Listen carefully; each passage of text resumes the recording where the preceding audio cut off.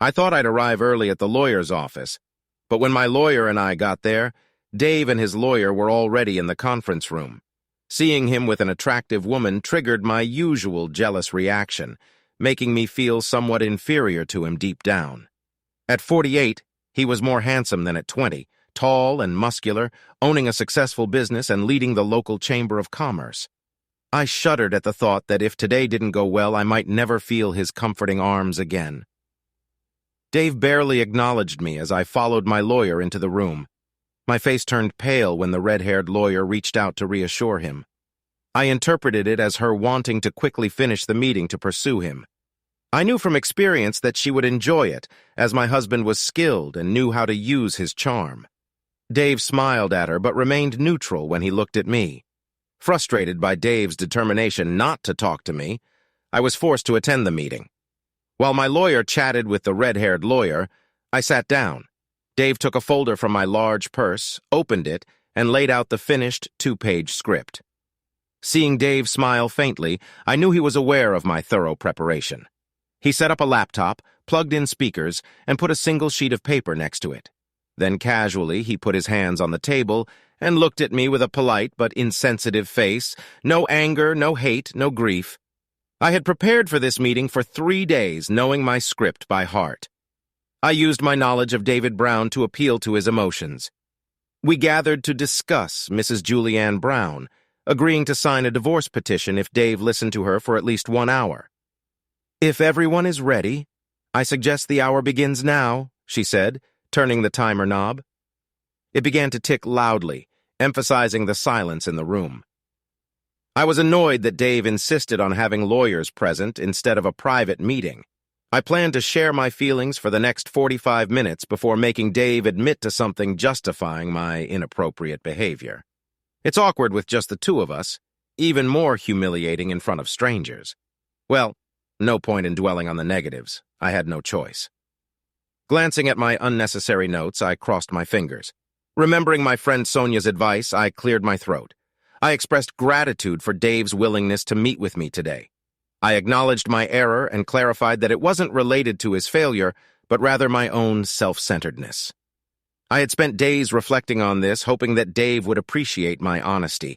I believed he desired to forgive me, and my speech aimed to offer the justification he needed. Contemplating what might happen if the kids were at home, I considered playing the "Dave, you can't break up the family" card, confident it would succeed. Observing his reaction to my speech, I examined his face and was taken aback by his response. In the ensuing silence, Dave's expression remained neutral. He didn't even direct his gaze toward me. Methodically, he raised his pen and marked a check next to the first sentence in his notes. My first words almost completely confused me. I said exactly what he expected, shaking my confidence. In my arrogance, I forgot that not only had I come up with my argument based on 30 years of knowing him, but he had spent those 30 years looking back at me. I'm not ashamed to admit I was shocked.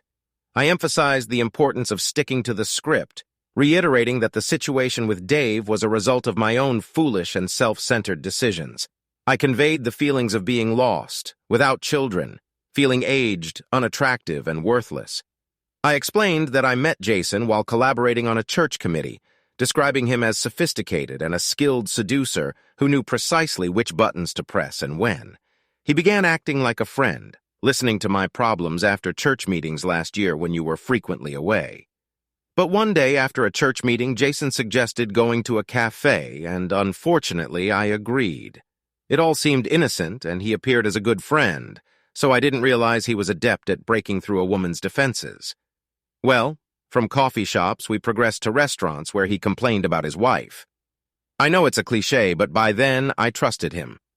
The restaurants became increasingly upscale, and the gifts he gave me became more enjoyable. Oh, Dave. You can't imagine how nice it is when a guy 15 years younger than you tries to win you over. But you'd be proud because 4 months ago he asked me to sleep with him, and I declined. I should have refused to meet him after that when his intentions were clear. But by then I had become somewhat reliant on the effect his compliments and attention had on my ego and confidence. I fell silent and sniffled, wiping my eyes with the finger I had previously rubbed on an onion piece in my pocket. It stung so much that I didn't dare rub my other eye. One teary eye should have been enough. I stopped, started again, faltered, and hesitated. Oh, honey, I'm so ashamed that I didn't break up with him. He took me to a restaurant and bought a $1.30 bottle of grain, even though he himself doesn't drink wine. Instead of wasting it, I drank almost all of it. I'm pretty sure that's what he wanted. I was too nervous to resist him. When we left the restaurant, he offered to take me home, and I foolishly agreed. Once in the driveway, he leaned over and kissed me, but I was too drunk to stop him. You know how I get after a couple of glasses of wine? Then he started touching my chest. At this point, my logic was completely broken, and I remember just thinking that I should move him out of the driveway so the neighbors wouldn't see us. For the same reason, I opened the garage door and forced him to park inside. I cheated a little by admitting that even in the car, I thought Jason might be staying a while. And I certainly didn't want the neighbors to see a strange car in the driveway the next morning. But it was all a calculated risk on my part. I knew enough about men in general to understand that being betrayed was a major blow to a man's ego, and I wanted Dave to ensure that no one else ever found out about it. Well, except for 2 lawyers.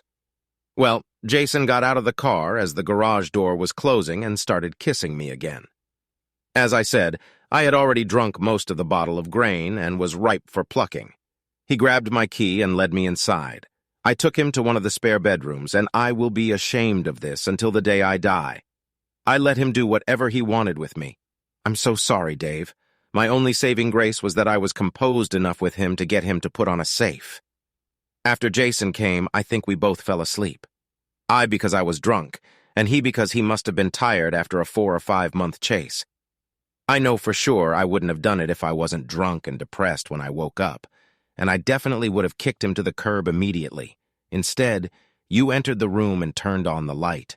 I have never been so ashamed in my life. The look of pain on your face just killed me.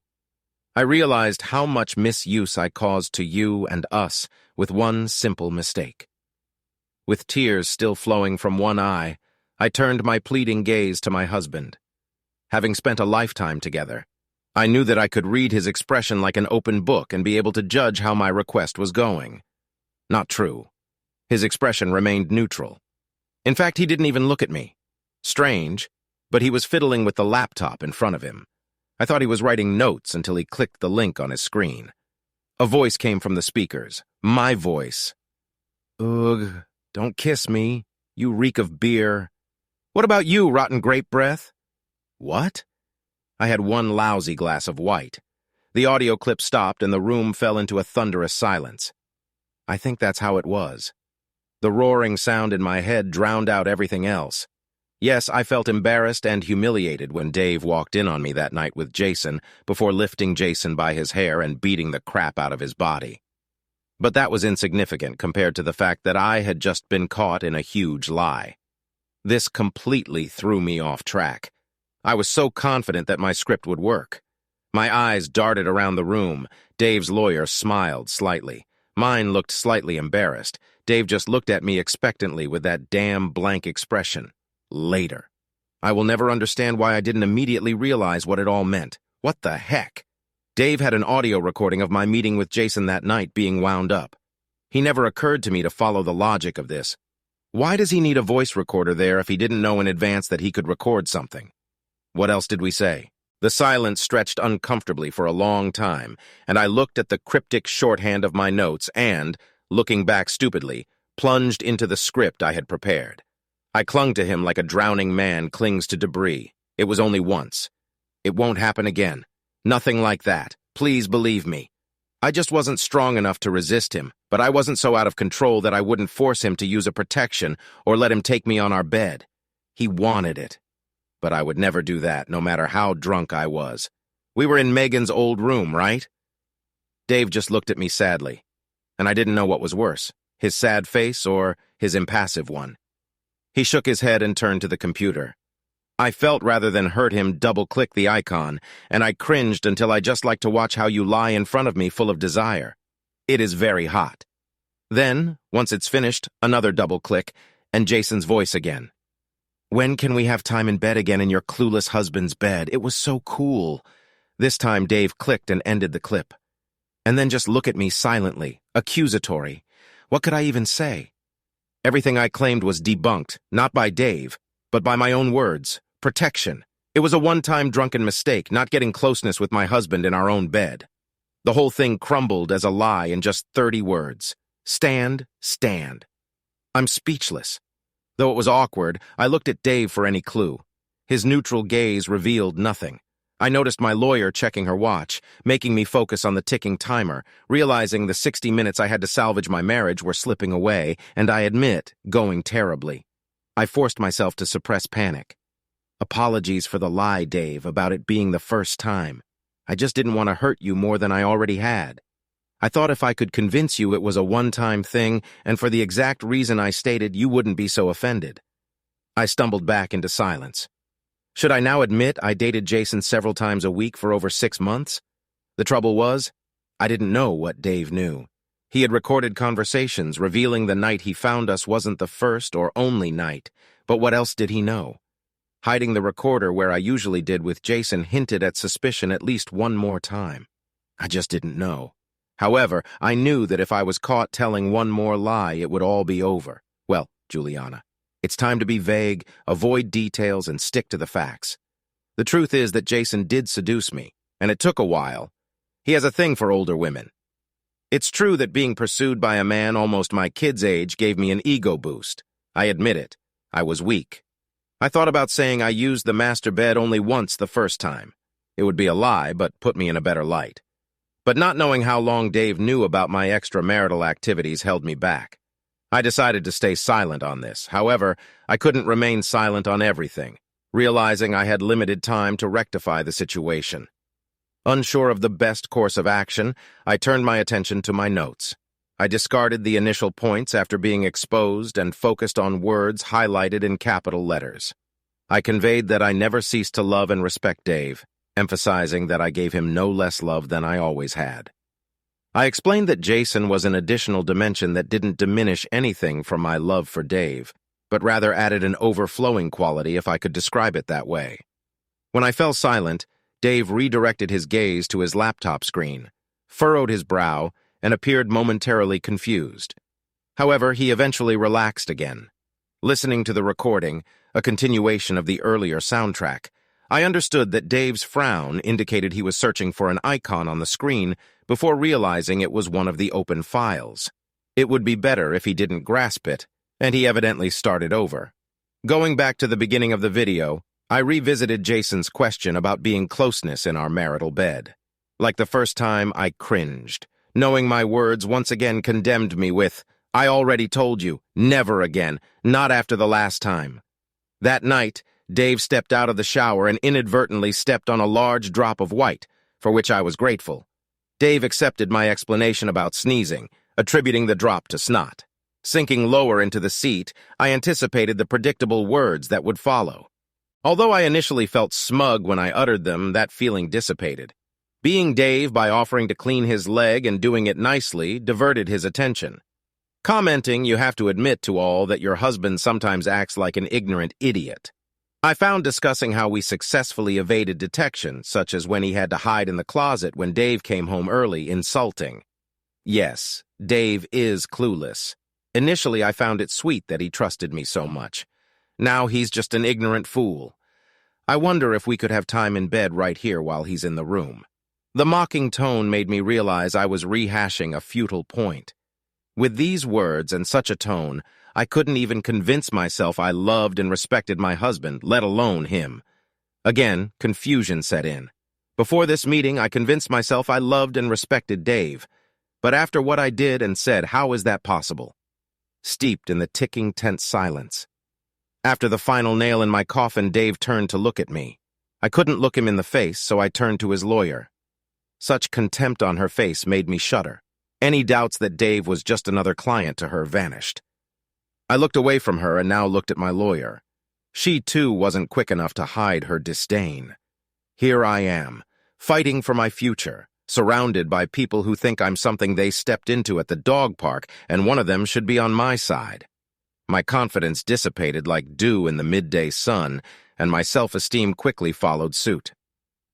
Perhaps that's why I revisited my notes and chose to adopt an offensive stance. I conveyed to Dave that over the last 6 months he had been paying me decreasing attention, taking me for granted, traveling for business more frequently, and seemingly distancing himself from me. All of this occurred simultaneously with the children leaving home, leaving me feeling lost. I expressed how he was never there when I needed him, failing to reassure me about my age and attractiveness or provide comfort in times of need. Pausing, I noticed Dave's eyes returning to his screen, and I cringed as his fingers danced, opening the selected file.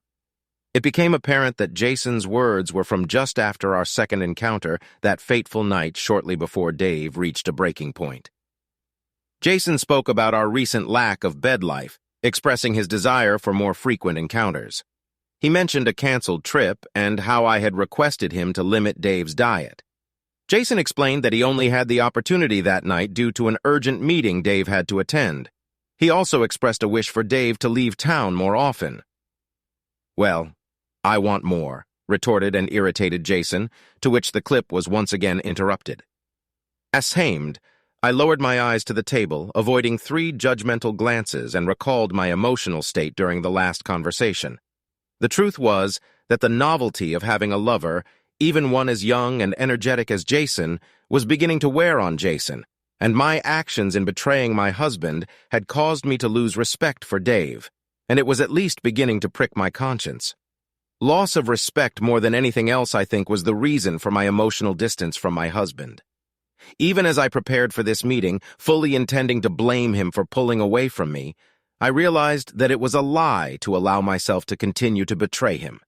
I emotionally divorced Dave. Cutting him off in bed was an easy decision, simply because Dave's lovemaking was so different from Jason's impatience that it was impossible to confuse the two. This reinforced to me that what I was doing was very, very wrong, so I began to reject my husband's advances. Well, he pressed for a while, then he stopped. I suddenly realized that it should have been screaming for my attention months ago. Dave suddenly gave up his bed life around the same time he began working longer hours and going away more often. At the time, I thought he was also emotionally distancing himself from me. I closed my eyes, now completely confused about who was distancing himself from who. And then something clicked. Dave must have known for a long time. That's why he knew he had to hide the recorder in Megan's room. I was in a trap. My entire approach to this meeting was to minimize my crime. Heal Dave's wounded pride, eat some humble thing, all to get my life back and the future I so desperately wanted. I thought I was calming a recently wounded bull. But if I was right about him knowing at least 2 weeks before he discovered Nate confronted me, then he was a lot more cunning than I thought, and I was wasting my time calling to his emotions. Stand. Stand. In short, I had no idea what to do. I'm much better when I plan than when I'm spontaneous. Hence, 2 pages of notes. But I had to do something. Time was running out. The ticking of the clock confirmed this. In desperation, I took my notes and began to look for hope. The pounding in my head made absorbing the words a very slow process. Nothing jumped out. Then I realized that the recordings were a red herring because the game had changed so much. If Dave knew I was leaving for a while, what was his state of mind? He, of course, was offended by my betrayal, but most of all, he was worried about my motivation. Wasn't I satisfied with the quantity and quality of his lovemaking? Do I find him boring and want to explore my kinky side? Did I love Jason? Was I really going to run away with him? I could correct these fears and doubts. I risked looking into those expressionless eyes, wondering if I should risk lying again. If only I could remember what else Jason and I talked about that fateful night. If only I could be sure that this was the only night David recorded. Of course, the sequence had to be suspect. Install recorders. Resist. He could not be sure of this for long. He just wasn't a good actor. I desperately wanted to convince him of the truth. I still loved and respected him. My desperate desire that he would not abandon me proved this. It was far beyond my fear of losing my very comfortable lifestyle. But how do I convince him that I respect him after we've all heard me call him and Goofy in front of my lover? What's the point of trying to justify denigrating him to my lover as a soppy to my conscience and creating a common bond between Jason and me? Nothing that I could see. The same applied to love for him. If I had caught him deceiving me, the wild horses would not have been able to draw the conclusion out of me that he still loved me. So convincing him that I love and respect him will take time. I won time by convincing him not to insist that I immediately sign the divorce papers. But how long does that damn time or keep ticking to convince him of this? One thing was for sure, my next few sentences were going to score points. Lots of points. Summoning my courage, I directed my gaze across the table at Dave. I conveyed to him that I understood he perceived a loss of my love and respect, reassuring him that it was not the case. I affirmed my love for him and our life together, expressing a sincere desire to spend the remainder of my days solely with him. I acknowledged the gravity of my actions, admitting that Jason was a distraction and that I didn't love him. Furthermore, I assured Dave that running away with Jason was never my intention. I admitted the wrongdoing of my actions, particularly in response to Jason's proposal to limit our closeness. Following on the situation, I confessed that I didn't know why I went through with it, especially after convincing myself that I was merely providing Jason with an excess that Dave couldn't handle. I highlighted that Jason lacked the stamina and experience that Dave possessed, and my actions were driven solely by lust and selfishness. Although the physical aspect brought a temporary satisfaction, it was devoid of any genuine emotion. I clarified that I didn't engage in the same perversions with Jason that I had denied Dave throughout the years. Times seemed to slow down, mirroring the pace of those on the verge of pass away. The disintegration of my marriage unfolded in slow motion, with everyone around me moving at a normal speed. To my left, my lawyer expressed her disdain, tossing her pen on the table and turning to me. It was evident that, in this moment, I couldn't even pay someone to be on my side. Dave's lawyer leaned to the side to gain a better view of the laptop screen, revealing that Dave was not playing sound files as I had assumed, but rather video clips. This realization intensified the gravity of the situation.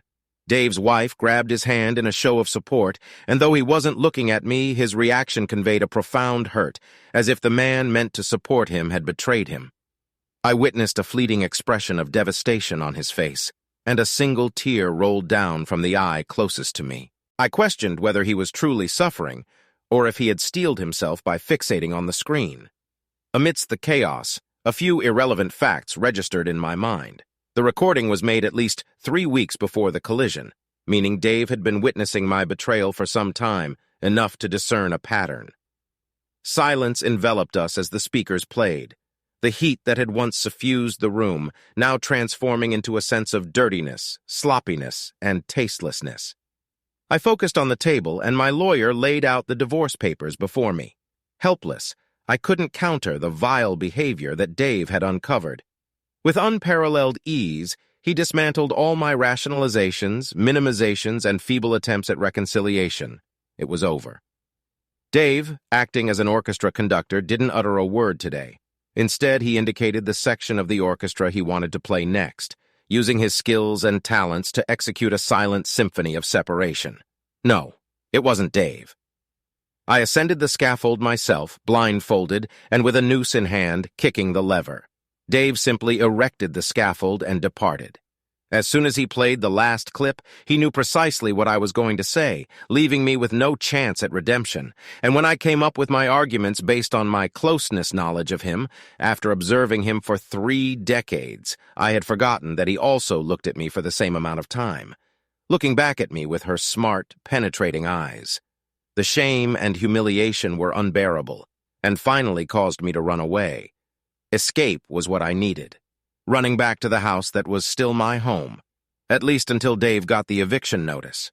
That was part of the agreement, and escape to children who I hope will never know and will continue to love me unconditionally.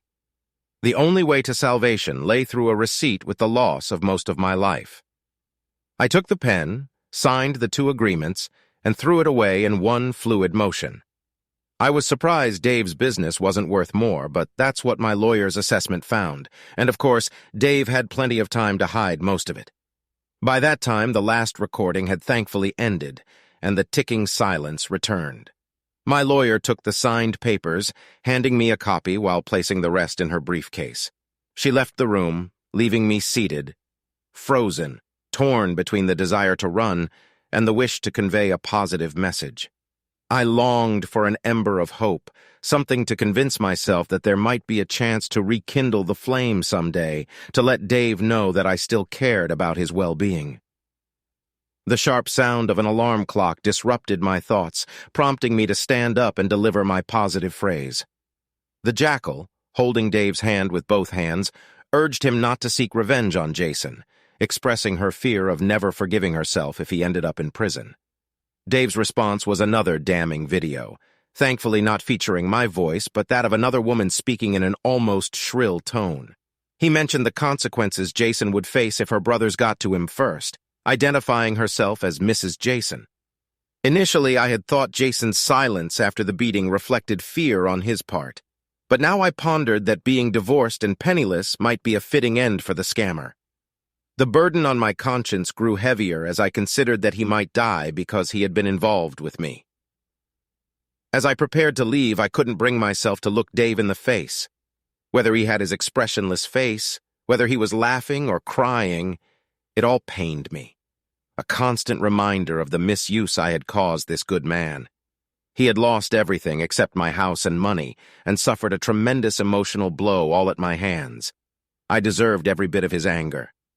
Through tears, I managed to squeeze out a feeble "goodbye, dear," as I shuffled towards the door.